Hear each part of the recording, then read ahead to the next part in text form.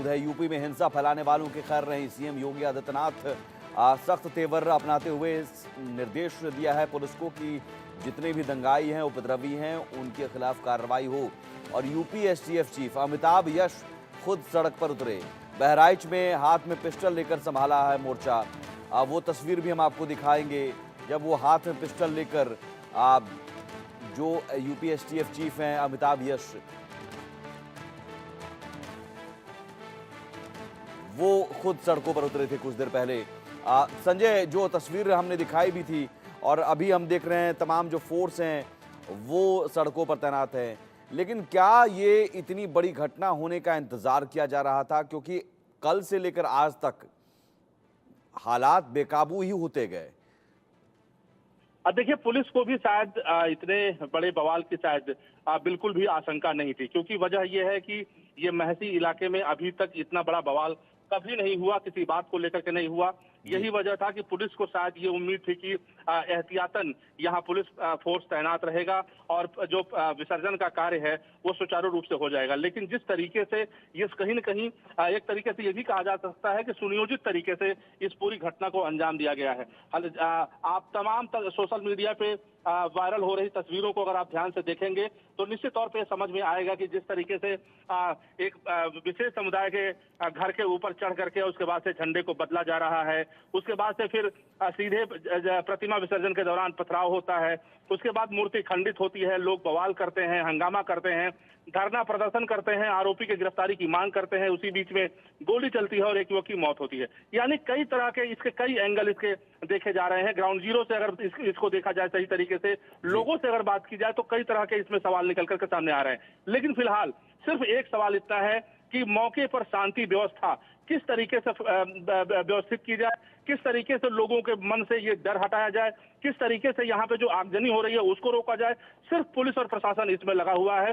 फिलहाल इसकी पूरी जांच की जाएगी, मजिस्ट्रेटियल जांच होगी, जो भी आरोपी इसमें पाए जाएंगे ठीक है। सभी के खिलाफ। संजय, आप रहिए हमारे साथ। लखनऊ से रवि भी हमारे साथ जुड़ गए हैं। रवि, चूंकि इसमें कई सारे लूप होल्स भी सामने आ रहे हैं, अगर कोई मूर्ति विसर्जन का जुलूस निकलता है, पहले से ही एहतियात बरतने की कोशिश होती है, सुरक्षा को लेकर तमाम जो इंतज़ाम है वो किए जाते हैं, लेकिन बावजूद इसके इतनी बड़ी घटना हो जाती है, गोली चल जाती है और आज तक ये आगजनी और हंगामा होता रहता है।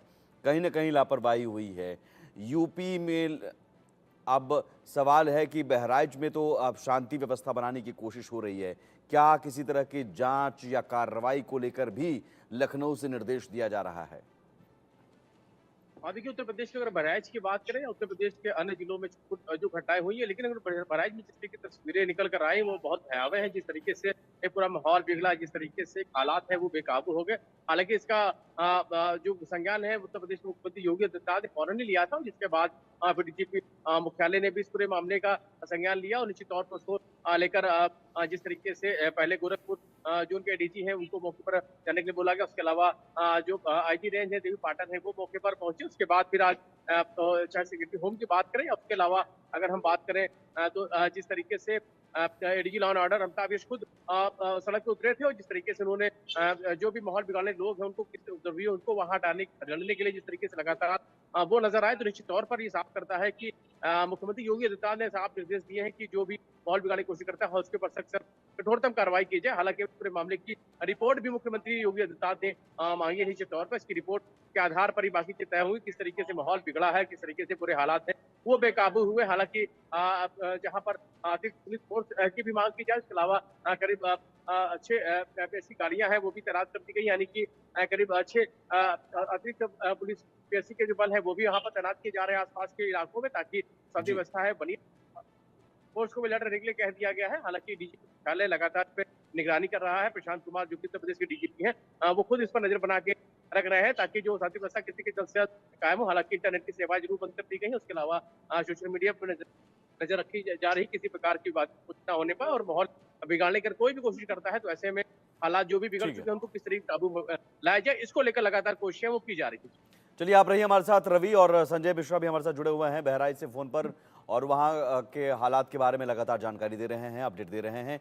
इस बीच बहराइच में हिंसा के बाद बिगड़े हालात को देखते हुए पड़ोसी जिले बस्ती में भी अलर्ट है। पुलिस ने यहां पर भी पूरे शहर में मॉक ड्रिल की और सुरक्षा व्यवस्था का जायजा लिया। सभी पंडालों पर विशेष निगरानी के लिए सीसीटीवी से नजर रखी जा रही है। बस्ती प्रशासन का कहना है कि किसी प्रकार की अराजकता फैलाने वालों के खिलाफ कठोर कार्रवाई की जाएगी। बस्ती जनपद में आपको बताया जिस तरह से बगल के जिले बहराइच में जो उपद्रवियों ने कुछ उपद्रव किया है, उसको लेकर के बस्ती पुलिस पूरी तरह से मुस्तैद है, मारडिल की गई है। आइए हमारे साथ सीओ सिटी हम उनसे जानते हैं क्या कुछ तैयारी है। सर, बगल के जिले में जिस तरह से दंगे हुए, जो उपद्रव किया, क्या कुछ तैयारी है बस्ती पर? जनपद बस्ती में शासन की मंशा और उससे प्राप्त निर्देश और उच्च अधिकारी गणों से प्राप्त निर्देशों के अनुरूप यहाँ पर तैयारियां की गई हैं। जैसा कि आप जानते हैं, दशहरे से लेकर पूर्णिमा तक यहाँ दुर्गा विसर्जन का भव्य महोत्सव आयोजित किया जाता है। उसको लेकर यहाँ पर एक सुपर जोन, 5 जोन और 12 सेक्टर बनाए गए हैं, जिसमें जोन स्तर से प्राप्त पुलिस बल का डिप्लॉयमेंट किया गया है। विशेष रूप से किवाटी रिजर्व पुलिस टीमें लगाई गई हैं। सीसीटीवी कैमरे, ड्रोन कैमरे के जरिए निगरानी की जा रही है। सभी समुदायों के जिम्मेदार लोगों से हमारी वार्ता और लगातार उनसे संपर्क संवाद स्थापित किया जा रहा है। कहीं पर किसी प्रकार की ऐसी कोई अप्रिय स्थिति नहीं है। पूरे जनपद में पूर्णतः शांति व्यवस्था विद्यमान है और हम लोग पूरी अपनी तैयारियां किए हैं। भव्यता के साथ ये विसर्जन कार्यक्रम संपन्न कराएंगे और पुलिस अपनी तरीके से पूरे अलर्ट मोड पर है। पंडालों की सुरक्षा और अराजक तत्वों को लेकर क्या कुछ तैयारी है? पंडालों को हमने सीसीटीवी कैमरों से युक्त किया है। हमारे सारे पंडालों में सीसीटीवी कैमरे लगे हैं। वॉलंटियर के माध्यम से, दुर्गा पूजा कमेटी के लोगों के माध्यम से और स्थानीय पुलिस के माध्यम से एक लोकल लाइजनिंग बनाकर हम सभी पंडालों की सुरक्षा के लिए प्रतिबद्ध हैं। जो अराजक तत्व हैं उनको कड़ा संदेश दिया गया है। अगर किसी भी प्रकार से कोई व्यक्ति अपने मन में किसी भी प्रकार की कोई इस प्रकार की भावना रखता है जिससे कानून व्यवस्था को कोई असुविधा उत्पन्न होती है, कठोरता के साथ उससे निपटा जाएगा। इसमें किसी प्रकार का कोई समझौता नहीं। संवेदनशील मोहल्ले हैं बस्ती जनपद में, उसको लेकर क्या कुछ भ्रमण का कार्य चल रहा है? लगातार उन मोहल्ले के जिम्मेदार लोगों से हमारी वार्ता जारी है। वहां पर पुलिस की गश्त, पेट्रोलिंग हो जारी है। सादे वस्त्रों में हमारी ड्यूटियां, एलआईयू के लोग और अन्य इंटेलिजेंस एजेंसियां सक्रिय हैं। आपको बता दें, ये तो सीओ सिटी साहब जिन्होंने बताया कि बस्ती जनपद में किस तरह से सुरक्षा व्यवस्था चाक चौबंद को लेकर के किसी प्रकार की कोई अराजक तत्व अराजकता न फैला पाए, इसके लिए बस्ती पुलिस पूरी तरह से मुस्तैद है। एलआई यूनिट इंटेलिजेंस सबको गाइडलाइन जारी कर दी चुकी है। सारे लोग अपनी अपनी जगह मुस्तैद है। बस्ती जनपद